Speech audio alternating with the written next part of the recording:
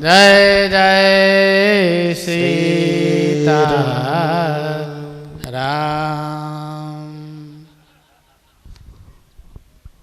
हम वृंदावन से आए हैं, थोड़ा सा राधे राधे भी हो जाना चाहिए। देखिए राधे राधे बोलते सबके चेहरे खिल गए भाई। अरे वाह, मुझे पता है सागर, और सागर ही नहीं पूरे मध्य प्रदेश के यहाँ से बड़े बड़े रसिक, विरक्त, उदासी, सन्यासी, वैरागी संत उत्पन्न हुए इस भूमि में। यह भूमि भारतवर्ष में ऐसे ऐसे रत्न उत्पन्न किए जिन्होंने हमारे भारतवर्ष को और यहाँ पे जन्मे सभी मनुष्यों के मार्गदर्शन किए। ये भक्ति प्रधान प्रदेश है। मध्य प्रदेश, हमारे गुरुदेव देवराहा बाबा सरकार जो मध्य प्रदेश में एक नहीं, दो नहीं, 300 साल तक बताते हैं रहे।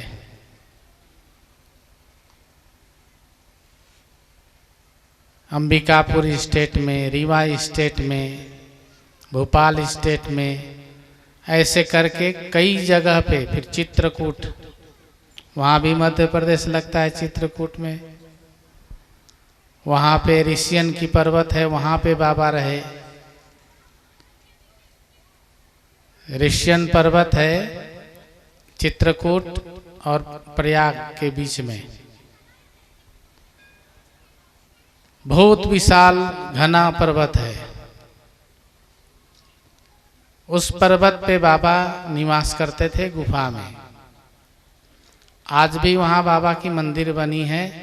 लोगों को ये नहीं पता कि कब बनी, ऐसा मानते हैं कि 200-250 साल हो गया। पर्वत के नीचे गांव, पर्वत के 3 तरफ में गांव है। लोग जाते थे बाबा के पास, उन्होंने प्रार्थना किया कि गुरुदेव, बरसात के बाद जैसे ही चैत महीना लगता है, सर्दी के बाद पानी हम लोग के यहाँ बिल्कुल समाप्त हो जाता है। बाबा बड़े दयालु, बाबा ने कहा अरे बच्चा आओ, सब मेरे साथ आओ। एक चट्टान पड़ा था भूमि के ऊपर, वहीं पर्वत के ऊपर ही। बाबा ने अपना चरण रखा उस पे और बोले कि सब तुम लोग जोर लगा के इस चट्टान को लुढ़का दो। सबने जोर लगाया। अब पता नहीं किसने लगाया, कितना लगाया, लेकिन बाबा ने अपना चरण लगा रखा था उसमें। लोग ऐसा बोलते हैं कि बाबा ने अपने चरण से उसको धक्का दिया और वहां से लुढ़क गया। और उसी जगह से इतनी सुंदर झरना निकली, छोटी नदी के रूप में, तीनों गांव से होकर के जाकर के जमुना जी में मिलती है। समझ रहे हैं ना? इसीलिए हमारे संत समाज, भक्त समाज सब में कहते हैं, संत दरस को जाइए, तज ममता अभिमान, ज्यों ज्यों पग आगे बढ़े, कोटिन यज्ञ समान।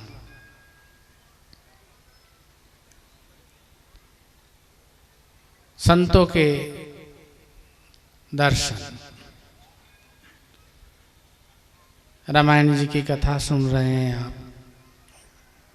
रामायण जी की ही वाणी है, मोरे मन प्रभु अस विश्वासा, राम से अधिक राम के दासा।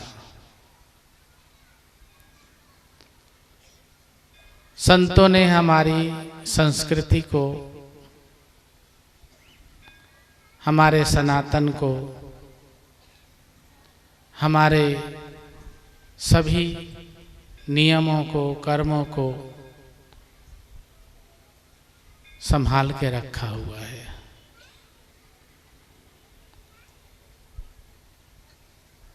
आज अजय जी ने बताया कि ऐसे ऐसे चलना है। हमने कहा कहाँ चलना है? बोले कि आश्रम है विपिन बिहारी जी का। तो हमने कहा कहाँ है, कितना दूर है? बोले इतने में ये बोले कि बड़ी सुंदर गौशाला है। हमने कहा चलिए।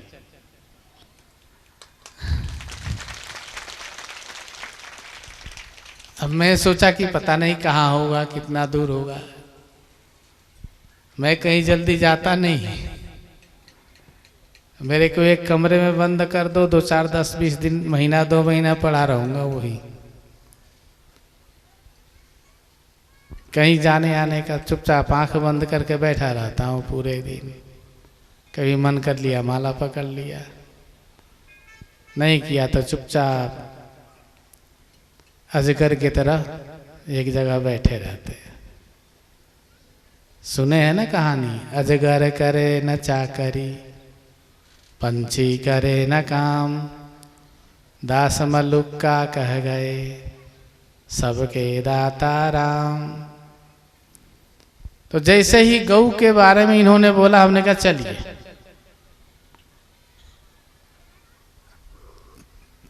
क्यों पता है? देवराहा बाबा सरकार जो भारत के अंतर्राष्ट्रीय संत की उपमा दिया भारत सरकार ने, उसके अलावा हमारे भारत के सबसे लंबे उम्र के संत में बाबा की गिनती की जाती है। आज की स्थिति देखें तो लगभग 450 साल की उम्र अब से लेकर के। रांची के पास एक स्टेट है पालकोट स्टेट, अंबिकापुर स्टेट उनके रिश्तेदार हैं, जो अब छत्तीसगढ़ में चला गया है। तो वहाँ पे आज से 315-20 साल पहले बाबा ने कायाकल्प किया था। क्या किया था? कायाकल्प।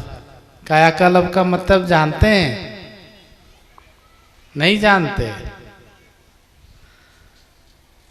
कितने लोग नहीं जानते? हाथ उठाओ तो। अरे बहुत लोग नहीं जानते कायाकल्प भाई। कायाकल्प का मतलब होता है कि बुढ़े शरीर को योग और आयुर्वेद के साधन के द्वारा जवान बना देना। समझ गए? तो वो कायाकल्प हो जाता है। और उस कायाकल्प के बाद योगी और कई कितने सालों तक जीवित रहते हैं। जीवित रह करके समाज को अपनी दया कृपा प्रदान करते हैं। समाज में अच्छी शिक्षा और भगवत मार्ग में लोगों को लेकर जाते हैं। तो उसको कहते हैं कायाकल्प। कायाकल्प करने के बाद जवान हो जाता आदमी, 16 साल का बच्चा। समझ गए? उसकी बुढ़ापा खत्म, बाल वाल सब गिर जाते हैं उसमें। 3 साल करना होता है, वो एक ही जगह में बैठ के करना होता है। सारे बाल, नाखून, दांत सब निकल जाता है उसमें। कितनी हिम्मत चाहिए उसके लिए। जब कायाकल्प हो जाता है तो योगी फिर युवा हो गया, साधन उसको पता है, अपने आप को संभालना कैसे है उसको पता है। फिर अपनी उम्र को बढ़ाते रहते हैं, भगवान का भजन करते हैं और भगवान का भजन करवाते रहते हैं। तो वो देवराहा बाबा सरकार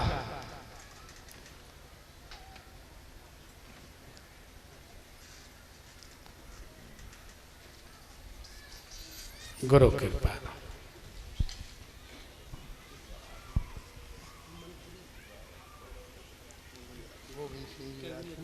जी, गुरुदेव की असीम कृपा है। तो इस प्रकार से बाबा ने कायाकल्प किया। कायाकल्प करने के बाद कई सौ साल तक भगवत भक्तों को अपना दर्शन, आशीर्वाद दिया। भारत के पहले राष्ट्रपति कौन थे? डॉक्टर राजेंद्र प्रसाद जी, सुने हैं नाम? उन्होंने अपने जीवनी में लिखा कि जब मैं छोटा सा बच्चा था तो अपने दादाजी के उंगली पकड़ करके, हाथ पकड़ करके बाबा के दर्शन में जाया करता था। और आज मैं ये किताब लिख रहा हूं, जैसे मैंने बाबा को तब देखा था वैसे ही आज भी मैं बाबा को देख रहा हूं। समझ रहे हैं? तो बचपन से जवान होने में, बूढ़े होने में तो लगा होगा 70-75 साल। तो उन्होंने लिखा कि आज भी मैं बाबा को वैसे ही देख रहा हूं, उनके शरीर में कोई परिवर्तन नहीं हुआ है। भारत में आज तक जितने भी राष्ट्रपति, प्रधानमंत्री, आपके मध्य प्रदेश से अनेक मंत्री, मुख्यमंत्री, सब बिहार, हर जगह से बाबा के पास पहुंचते थे आशीर्वाद लेने। तो देवराहा बाबा सरकार की वाणी है, बच्चा मुझे कोई ठग नहीं सकता।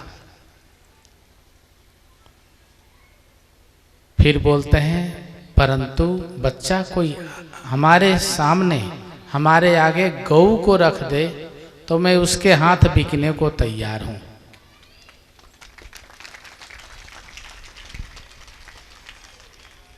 बाबा इतना गौ माता को मानते थे और गौ सेवा हजारों लोगों को सिखाते थे। आज हमारे ब्रजमंडल में बाबा के नाम से 4 गौशाला हैं। 4 गौशाला, और छोटे मोटे नहीं, एक एक गौशाला में 8 से 10,000, 15,000, 20,000 गायें हैं। आश्रम में 3 गौशाला है हमारे अपनी, जो आश्रम है बाबा की। एक गौशाला में आज एक कामधेनु गौ माता है, उन्होंने आज जन्म दिया एक बच्चे को, तो वहां से तुरंत वीडियो कॉल आया। वो कामधेनु माता वो हैं तिरुपति बालाजी का नाम सुने? वहां पे जो गौ माता हैं, वही गौ माता को, वहां के वंश को मैं यहाँ अपने यहाँ लाया हूं। भारत में अभी तक 39 प्रकार की गौ माता की प्रजाति रह गई है, और सब के सब हमारे यहाँ मिलेंगे। हर जगह से मैंने गौ माता को, जो समाप्त हो रही थी, आपने बिच्चूर गाय देखा है? नहीं देखे होंगे, यूट्यूब में देखिएगा। वो बकरी कितना होते हैं, छोटे छोटे, उनको कृष्णाई भी बोलते हैं, वो भी हमारे यहाँ है। और वो कमरे में आ जा, जहाँ हम रहते हैं कमरे में आ जाते हैं, उनके लिए कारपेट लगा, वहाँ बैठ जाएंगे। और इतने बुद्धिमान होते हैं, गोबर करना होगा ना तो उठ के जाके एक तरफ गोबर करेंगे, मूत्र करना होगा तो भी। अभी रास्ते में चर्चा हो रही थी, अजय जी बोल रहे थे गौ माता के लिए कि लोग छोड़ देते हैं और भैंस को दरवाजे पे बांध के रखते हैं। और पता है देवराहा बाबा जी ने क्या कहा? बाबा बोले, बच्चा गौ माता बड़ी बुद्धिमान होती है। बाबा बोले कि बच्चा जो भैंस के दूध पिए उसकी बुद्धि भैंसासुर जैसा हो जाता है। भैंसासुर नाम सुने हैं? कौन था भैंसासुर? अरे दुर्गा माता जिसको भाला लेके छाती में गड़ाए वही कौन है? महिषासुर। उसको महिष कहते हैं भैंस को, और भैंसासुर कह लीजिए, महिषासुर कह लीजिए। तो हमेशा याद रखो, अपने बच्चों को गौ माता का दूध दो। दूध थोड़ा होता है, वीरजवान होता है, बलवान होता है, तेज होता है, ओज होता है और सुपाच्य होता है। इस प्रकार से हमारा आज यहाँ गौ माता के दर्शन करने के लिए आना हुआ, और गौ माता के साथ साथ रामायण जी की कुछ वाणियाँ हमारे श्रवण में गया। व्यास जी ने बड़े सुंदर और सरल और सहज स्वरूप में आप लोग को व्याख्यान दे करके कथा सुना रहे हैं, क्योंकि कथा तो सभी करते हैं, लेकिन जो कथा गांव में देहात में सुनने में आनंद आता है वो बड़े बड़े मंच पे आनंद नहीं आता।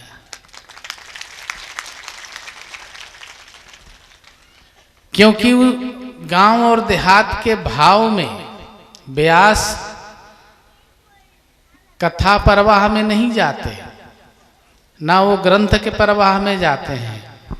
वो तो वही उस प्रवाह में जाते हैं जैसे लोग सामने बैठे होते हैं, उन्हीं प्रवाह में उनको चलना पड़ता है। समझ रहे हैं ना? तो जब वहां श्रोता के प्रवाह में व्यास चलते हैं तो हमारे जो गांव के इलाका हैं, जिनको ग्रामीण क्षेत्र बोलते हैं, कई बार वहाँ के मैं कई बार ग्रामीण क्षेत्रों में गया हूँ। एक बार मैं पंजाब में था, ऐसे रास्ते से जा रहा था तो सामने लिखा हुआ मिला कि रामायण जी का रामचरितमानस की कथा हो रही है। तो मैंने बोला ड्राइवर को, भाई थोड़ा रुको, चलते हैं देखते हैं कथा में। गए, चुपचाप बैठ गए, और वहीं के व्यास थे वो, और इतनी सुंदर कथा की व्याख्यान कर रहे थे, आनंद आ गया। भगवान राम की वनवास की चर्चा चल रही थी। व्यास जी भी रो रहे थे, जितने बैठे थे वो भी रो रहे थे, और मैं भी रोने लगा। समझ रहे हैं ना? तो कथा श्रवण, भगवान की लीला जो है, श्रवण वहीं के भाषा में हो जहाँ के लोग हों, और उन्हीं के अनुकूल हो, सुनने में भी, समझने में भी और समझाने में भी। तो भगवान के कथा लीला का जो रसस्वादन है, उसका महिमा और स्वाद और बढ़ जाता है। और आप लोग अहोभागी हैं जो गौ माता की सेवा करते हैं। हम लोग मनुष्य हैं, परमात्मा ने अकारण आपको मनुष्य नहीं बनाया है, और जितनी भी जीव इस सृष्टि में है सब 3 गुणों को लेके बैठे हैं। 3 गुण होता है, पता है आपको? क्या क्या? सतोगुण, रजोगुण और जोर से बोलिए तमोगुण। एक बार जोर से बोलिए। और तमोगुण, ये 3 गुणों को लेकर हम लोग रहते हैं और ये हमेशा ही परिवर्तन होते रहते हैं। सतोगुण तो बहुत बिरले बिरले के हृदय में कभी कभी उत्पन्न होता है। रजोगुण और तमोगुण के स्वभाव में मनुष्य पूरा जीवन व्यतीत कर देता है। सतोगुण की वृद्धि सत्संग से होती है, संत समागम से होती है, मंत्र आदि का जाप, ध्यान, प्रार्थना और परोपकार से होती है। और ये सब अत्यंत कठिन हो गया है आज के समय में। इतना कठिन है कि आप वस्तु तो दान कर देते हैं, परंतु आपका चित्त कहीं और ही होता है। पुण्य कर्म तो कर लेते हैं, वृत्तियां आपकी कहीं और ही होती हैं। तो ऐसी अवस्था में एक ही चीज है जो सहयोग करता है मनुष्य को, सत्संग। बिनु सत्संग विवेक न होई, और राम कृपा बिनु, अरे वाह। तो ये जो आप आनंद ले रहे हैं, वास्तविक आनंद है ये। अगर इसको आप नहीं लेंगे तो रजोगुणी और तमोगुणी में जीवन व्यतीत होकर के मर के पशु पक्षी जीव जंतु बन जाएंगे। अगर कभी भी जीवन कभी कभी सतोगुण वाली दरवाजा खुलती रहेगी तो मरते समय उसमें जंग नहीं लगेगी, आराम से खुल जाएगी और आप उससे निकल करके परम पद को प्राप्त कर लेंगे, परम गति को प्राप्त कर लेंगे। तो इस दरवाजे को हमेशा खोलते रहिए और वो सत्संगति से सहज में खुल जाता है, गुरु मंत्र जाप करने से खुल जाता है, ध्यान करने से, नाम जप करने से और परोपकार करने से खुल जाता है। आप लोगों के ऊपर असीम कृपा आशीर्वाद है गुरुदेव का। आप लोग जिस मार्ग में चल रहे हैं, यह मार्ग ईश्वरीय मार्ग है, क्योंकि आप सभी गृहस्थ हैं, उसमें भी कृषक हैं, अधिक इसमें कृषक लोग ही हैं। कितने लोग कृषक हैं, हाथ उठाओ। अरे वाह, सब तो कृषक ही हैं भैया, जय हो। मैं भी हूँ, हाँ हाँ, हम भी हैं भाई। हमने भी काफ़ी, ठाकुर जी की जमीन जायदाद है, खूब खेती होती है अपनी। अभी गेहूँ थोड़ी देर में कटेगी, जौ कटेगी। तो हमें खेती करना बहुत सुंदर लगता है। ऐसे लगता है जैसे माटी से जुड़े हुए हैं हम, समझ रहे हैं ना। और बाबा ने हम लोगों को बचपन में कई बार बोला, सब रोगों की है दवाई, हंसना सीखो मेरे भाई। और दूसरी बात बोलते थे, मिट्टी पानी धूप हवा, सब रोगों की है दवा। मिट्टी, पानी, धूप और हवा। अब यहाँ कितना सुंदर हवा चल रहा है, और शहर में जा तो नाक सिकोड़ने को मन करता है। हाँ, अब ये हवा कोई बीमारी नहीं फैलाएगी। पानी स्वच्छ है, मिट्टी सुंदर है, सुगंध आती है मिट्टी में। जब खेत काटते हैं ना, सुगंध आती है, बोते हैं तो भी सुगंध आती है, जोतते हैं तो भी सुगंध निकलती है। और जो उस सुगंध के आदी हो गए हैं, वो कहीं भी रहेंगे, वो मिट्टी की स्वाद उनको आती रहेगी। तो कृषक हैं आप, अहो भाग्य हैं आपके। कृषक होना, मैं आपको बताऊं, आपको ज्यादा भजन वजन करने की जरूरत नहीं है। समझ रहे हैं ना? समय है भाई, 5 मिनट और बोले। कहाँ गए मंत्री जी? थके हुए हैं क्या? समय है आपके पास? जय हो।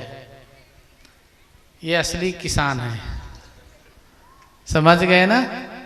असली किसान ही कथा में बैठ सकता है, और जिसके दुकान का समय हो वहाँ कहाँ कथा में तो बैठेगा, दिमाग दुकान में रहता है उसका। हाँ, एक सेठ जी थे, सामने कथा हो रही थी उनके दुकान के। नौकर और उनकी पत्नी रोज बोले, जा थोड़ा कथा में चल जाया करो ना। बोले, अरे हम जनता की सेवा करते हैं, यही कथा है। अंतिम दिन था, सब बोले चले जाओ चले जाओ। सेठ जी चले गए, एकदम पीछे जाकर बैठे जहां से दुकान दिखाई दे रहा हो।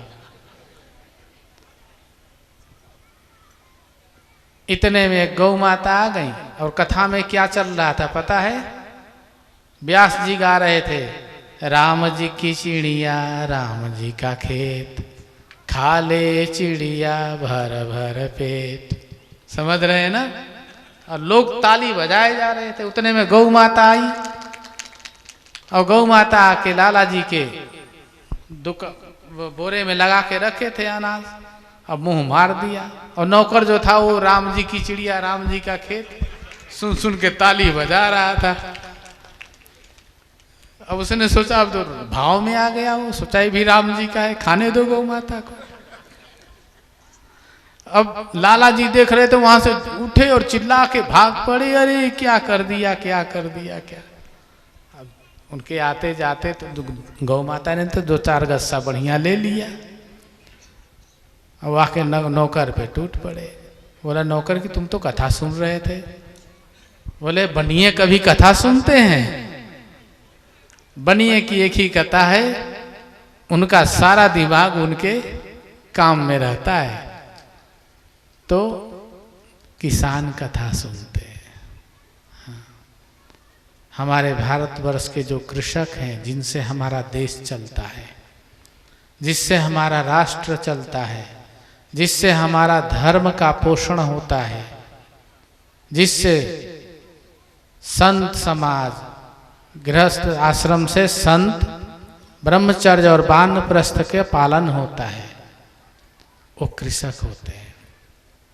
नारद जी एक बार भगवान के पास गए।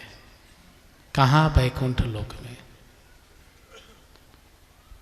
बड़ी सुंदर महल का निर्माण हो रहा था बैकुंठ लोक में।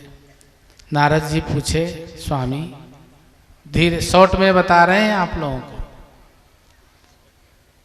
हाँ, किसान लोग शॉर्टकट चलना जानते हैं। हाँ हाँ, सही बात है। अब गाड़ी तो रोड से जाएगा ना, अब किसान यहीं से शॉर्टकट मारेगा, वहां पहुंच जाएगा जी। तो नारद जी बोले, प्रभु ये महल किस लिए बनवा रहे हैं? इतने महल बना हुआ है यहाँ। भगवान ने कहा, एक भक्त है उसके लिए निर्माण करवा रहे हैं। बोले, मन ही मन नारद जी बोले कि हम भी तो एक भक्त हैं, हमारे लिए तो कभी सोचे नहीं ठाकुर जी। फिर पूछे, कौन है? बोले, अरे छोड़ो, जाने दो, तुम क्या करोगे इसमें, तुम अपना भजन करो। बोले, नहीं, अब तो मुझे जानना है। नारद हैं वो, नारद जी हैं, सबकी खबर रखते हैं। ब्रह्मांड में ऐसा कुछ भी नहीं है, कोई भी नहीं है जिसकी खबर नारद जी को ना हो। भगवान ने कहा, सागर जिला के बगल में एक गांव है, उसी में वो रहता है। क्या नाम है गांव का? सखई। क्या नाम है इस गांव का? सुर्खी। अब सुर्खी ही मान लीजिए, कथा तो पुरानी है और सुर्खी गांव भी पुराना है। तो भगवान ने कहा कि सुर्खी में एक भगत है हमारा, नाम क्या है? बोले, हरिचरण नाम है। अब नारद जी वहां से निकलने लगे। भगवान ने कहा रुको रुको रुको। भगवान ने कटोरा दिया नारद जी को सोने का, बोले ये लेते जा, झोली में रख लो, जब आना तो मेरे लिए उसके यहाँ से दूध लाना। नारद जी चल दिए, आए, पूछे हरिचरण कौन है भाई? बोले वो तो खेत में होंगे। खेत में गए तो बैल चला रहे थे, खेती जोत रहे थे।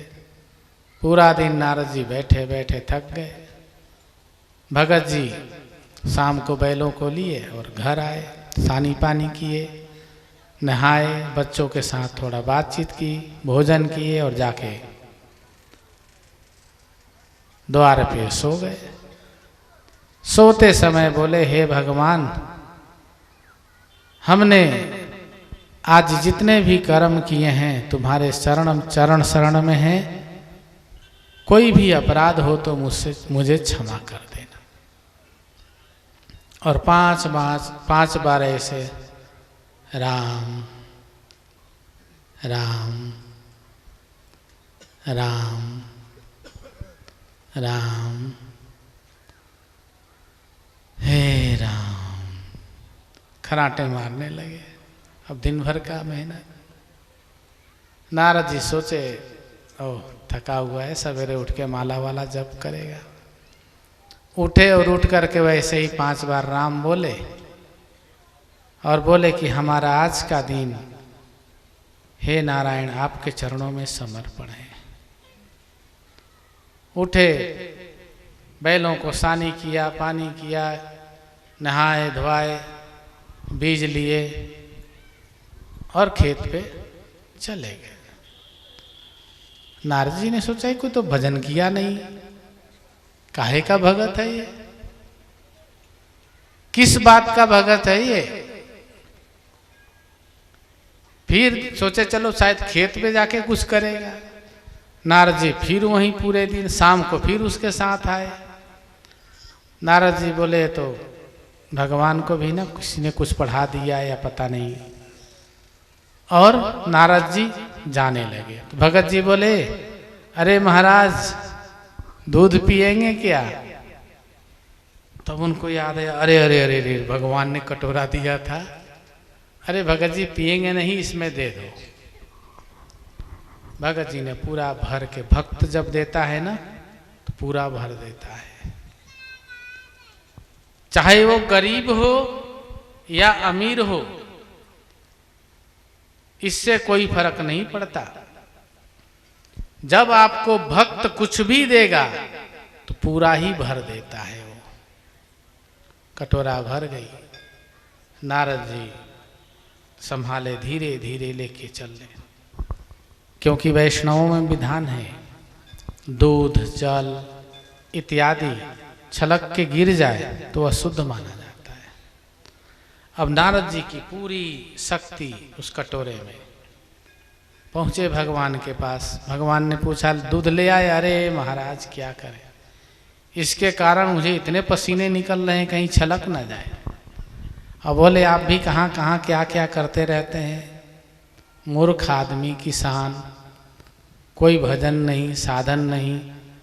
और भजन साधन की तो छोड़ो, सोच करने भी नहीं आता, सोच शुद्धि भी नहीं आता उसको। मैंने देखा डोल डाल करके पानी छूके और हाथ रगड़ के निकल लिया वो। समझ रहे हैं ना? भगवान बोले किसके बारे में बोल रहे हो? वही आपके हरिचरण जी के बारे में। भगवान ने नारद जी से कहा नारद तुम वहां से दूध कब लेके चले? बोले शाम को। अब पृथ्वी पे क्या हो रहा है? सवेरा। नारद तुम जब से दूध लेके चले हो तब से और अब तक कितने बार हमारा नाम जपे? बोले नाम कौन जपे, सारा दिमाग तो कटोरे में था, कहीं दूध ना गिर जाए। भगवान ने कहा नारद ऐसे ही वो भक्त गृहस्थ आश्रम में रहते हुए सारा दिमाग हमारे में लगा के रखता है। जब सोने जाता है तो अपने आप को मुझे समर्पण कर देता है और जब जगता है तो मुझे समर्पण कर देता है।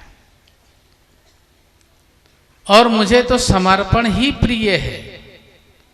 मुझे नाना प्रकार के पूजा पाठ दिखावे वाले काम तो पसंद ही नहीं है। जिसमें तुम्हारा भाव नहीं बनता ऐसे काम हमें नहीं पसंद है। तो भगवान भाव के भूखे हैं।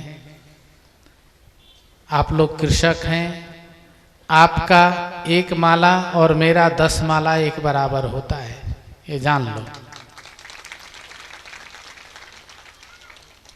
आपने अगर 10 माला कर लिया तो मेरा 100 माला के बराबर है आपका। तो आपकी महिमा आप समझिए, आपकी बड़ी महिमा है, आपकी बहुत कीर्ति है।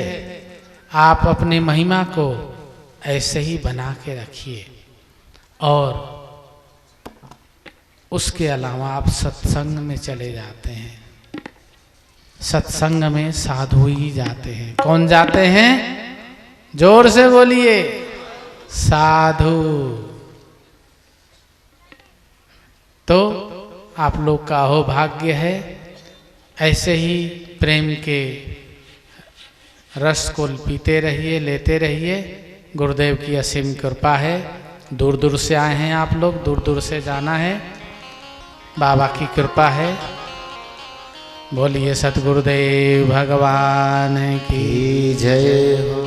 राधे राधे राधे राधे राधे राधे राधे राधे राधे राधे श्री राधे राधे राधे राधे राधे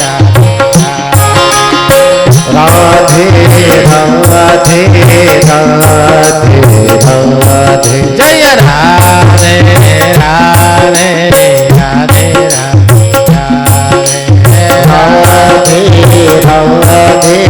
राधे राधे राधे श्याम मिला दे राधे राधे श्याम मिला दे राधे राधे राधे राधे राधे राधे राधे राधे राधे राधे। जब मैं राधे राधे बोलूं तो आप क्या बोलेंगे? श्याम मिला दे। लेकिन आप जोर से नहीं बोल रहे हैं। राधे राधे श्याम मिला दे राधे राधे श्याम मिला दे श्याम मिला दे राधे राधे श्याम मिला दे राधे राधे राधे श्याम मिला दे राधे राधे राधे राधे राधे राधे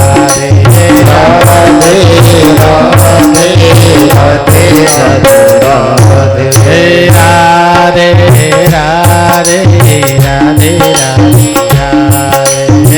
राधे राधे बोल राधा रानी सरकार की जय हो। श्री वृंदावन धाम की जय हो। जय जय श्री राधे। गुरु कृपा है। इन्हीं श्री जी की कृपा के साथ आप लोगों को गुरुदेव की असीम कृपा है। राधे राधे।